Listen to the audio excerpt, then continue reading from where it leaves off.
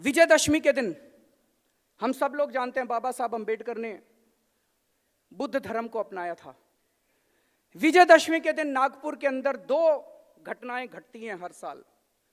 RSS के headquarter के अंदर शस्त्र पूजा होती है और नागपुर के अंदर भारी तादाद में पूरे देश से दलित समाज से लोग इकट्ठे होते हैं और बाबा साहब अंबेडकर को याद करते हैं जिस दिन उन्होंने अपना धर्म परिवर्तन किया था।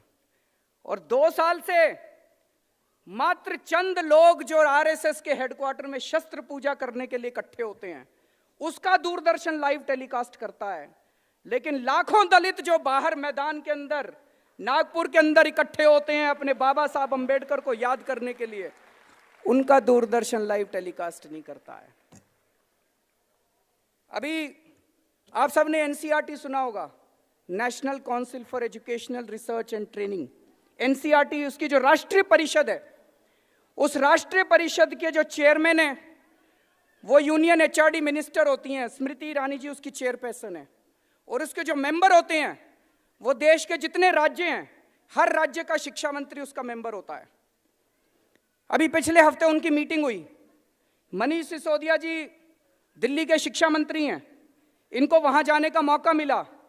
ये वहां गए और लौटने के बाद ये पूरा किस्सा मुझे बता रहे थे कि उस मीटिंग में क्या हुआ। एनसीईआरटी की मीटिंग में इन्होंने बताया 5 मिनट, पहले 5 मिनट में जो उनका फॉर्मल एजेंडा था वो पूरा कर लिया और उसके बाद चर्चा शुरू हुई। उसमें कई बीजेपी शासित राज्यों के भी शिक्षा मंत्री थे। चर्चा शुरू हुई कि सावरकर को स्कूलों के सिलेबस में लाया जाना चाहिए कि नहीं लाया जाना चाहिए। मनीष ने उसका विरोध किया। आधा घंटा पौना घंटा इसकी चर्चा चली कि सावरकर को स्कूलों में पढ़ाना चाहिए कि नहीं पढ़ाना चाहिए। जब मनीष ने विरोध किया, उनको लगा बाहर बात फैल जाएगी, तो स्मृति जी कहते हैं नहीं नहीं, इसको बात को यहीं खत्म करते हैं, हम नई शिक्षा नीति बना रहे हैं उसमें डाल देंगे, इसको बाद में आपको बताएंगे इसके बारे में। मैं आज मनीष सिसोदिया से अपील करना चाहता हूं, उन लोगों को सावरकर पढ़ाने दो, आप दिल्ली के सारे स्कूलों में अंबेडकर साहब को पढ़ाइए।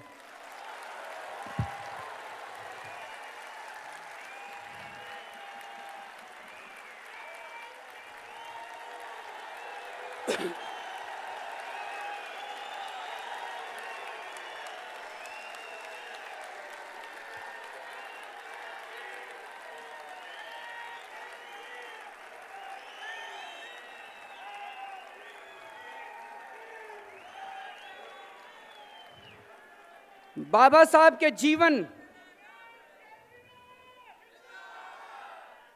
बाबा साहब के जीवन और बाबा साहब के विचार, बाबा साहब के संदेश, इनको विस्तार से आप दिल्ली के सारे स्कूलों में इसका सिलेबस तैयार किए और सारे स्कूलों के अंदर इसको पढ़ाने का इंतजाम कीजिए।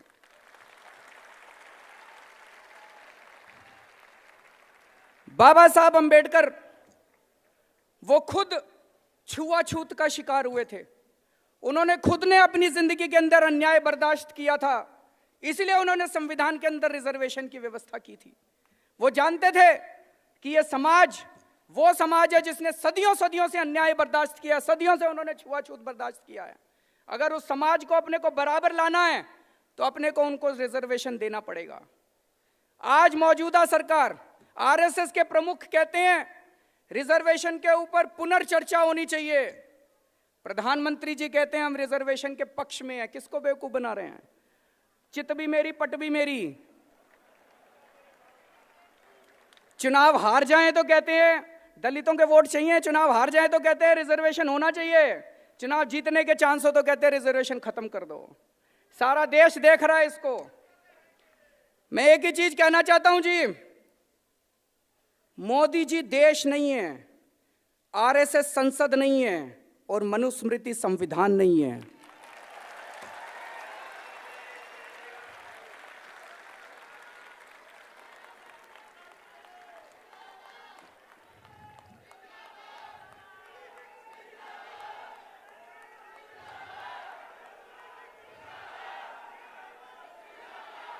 आज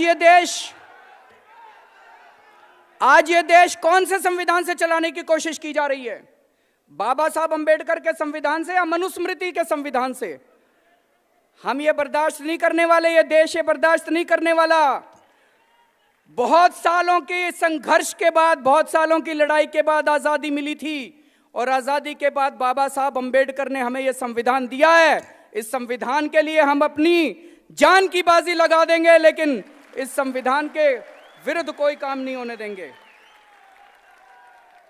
आज इन्होंने संविधान के परखच्चे उड़ा रखे हैं। इन्होंने अरुणाचल के प्रदेश के अंदर सरकार तोड़ दी, खरीद लिए, सरकार तोड़ दी, सरकार गिरा दी।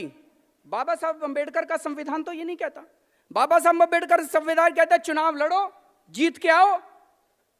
चुनाव लड़ने की ताकत नहीं बची अब सरकारें तोड़ेंगे, सरकारें गिराएंगे। अरुणाचल प्रदेश की सरकार तोड़ दी, उत्तर प्रदेश की सरकार तोड़ दी, अब कह रहे हैं दिल्ली के 21 एमएलए बर्खास्त करेंगे। कर लो बर्खास्त, आ जाओ मैदान में, चुनाव लड़ते हैं।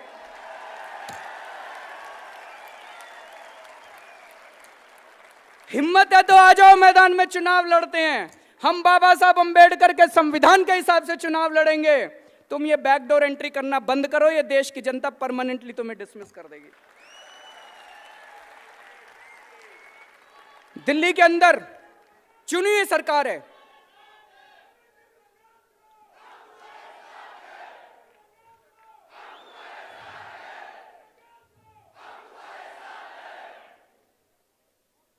बाबा साहब अंबेडकर ने संविधान में लिखा है कि चुनाव होंगे, लोग चुन के आएंगे, जनतंत्र है।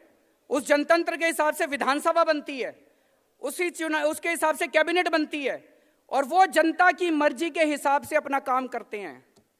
पिछले 1 साल से आप देख रहे हो किस तरह से ये कह रहे हैं दिल्ली सरकार की पावर नहीं है, दिल्ली सरकार की पावर नहीं है, एलजी की पावर है, केंद्र की पावर है। बाबा साहब अंबेडकर ने तो ये नहीं लिखा संविधान के अंदर, उन्होंने तो लिखा है जनतंत्र होगा। ये कहते नहीं, जनतंत्र नहीं होगा, कैबिनेट की कोई पावर नहीं है। हाँ, बाबा साहब अंबेडकर किसानों के लिए कितना लड़े। हमारी दिल्ली में सरकार बनी, किसानों को जमीनों का मुआवजा पहले मिलता था 53 लाख रुपए प्रति एकड़। 53 लाख रुपए में भाई साहब दिल्ली में कहीं जमीन नहीं मिलती। सारे किसान दुखी थे, कहते थे और औने पौने दाम में सरकार हमारी जमीन लेके बिल्डरों को दे देती है। हमारी सरकार ने आने के बाद किसानों का 53 लाख रुपए से 3 करोड़ कर दिया मुआवजा, 6 गुना कर दिया। किसानों को भी यकीन नहीं हुआ, किसानों को भी यकीन नहीं हुआ कि ऐसा हो सकता है। अगले दिन किसान आए, हमने आदेश पारित किया कि 53 लाख रुपए से 3 करोड़ मुआवजा किया जाता है। किसान आए, बड़ी बधाई देने लगे, और अगले दिन उन्होंने हमारा आदेश खारिज, एलजी साहब ने पारित किया, मैं मुख्यमंत्री के आदेश को खारिज करता हूं। यह तो नहीं लिखा बाबा साहब अंबेडकर के संविधान के अंदर। संविधान यह नहीं कहता कि चुनी हुई सरकार जो काम करेगी उसके अंदर ये अड़चन अड़ाएंगे। हमने आपको सबको बताया मिड डे मील के अंदर कितना घोटाला है। उस घोटाले को दूर करने के लिए मनीष सिसोदिया ने फाइल भेजी, उस फाइल को उन्होंने डिसमिस कर दिया, कहते हैं मिड डे मील को ठीक नहीं करने देंगे। ये प्राइवेट स्कूल कितनी धोखाधड़ी कर रहे हैं, उसके ऊपर हम लगे हुए हैं इन प्राइवेट स्कूलों को ठीक करने के लिए। उसके लिए हमने पूरी विधानसभा ने बैठ के, इन सारे एमएलए ने बैठ के विधानसभा के अंदर चर्चा करी और एक कानून पास किया कि प्राइवेट स्कूलों के सारे अकाउंट्स को चेकिंग करने की जिम्मेदारी सरकार की होनी चाहिए। होनी चाहिए कि नहीं होनी चाहिए? हमने कानून पास किया, उस कानून को इन्होंने लेके बैठ गए, उस कानून को भी इन्होंने पास नहीं होने दिया। दिल्ली के अंदर कई मजदूरों को न्यूनतम मजदूरी नहीं मिल रही, मिनिमम वेज नहीं मिल रहे। क्यों नहीं मिल रहे? कानून में जाके देखो कि अगर कोई मिनिमम वेज नहीं देता उसके ऊपर 500 रुपए की पेनल्टी है। भाई साहब 500 या 1000 रुपए की पेनल्टी है बस। अब 1000 रुपए की पेनल्टी है तो कोई क्यों न्यूनतम मजदूर? हमने उसके अंदर प्रावधान किया, पेनल्टी को बढ़ाया, जेल की सजा का प्रावधान किया। उस कानून को ये लोग बैठ गए, उसको भी। मैं ये कहने की कोशिश करता हूं कि एक चुनी हुई सरकार है दिल्ली के अंदर, उस चुनी हुई सरकार को ये काम नहीं करने देते जो जनता की भलाई के लिए काम कर रही है, जिसको ऐतिहासिक मैंडेट मिला है, जिसको 70 में से 67 सीट मिली है, जिसमें इनकी पार्टी का सफाया हो चुका है, उसके बावजूद भी इस सरकार को काम नहीं करने देते। ये बाबा साहब अंबेडकर के संविधान में नहीं लिखा दोस्तों।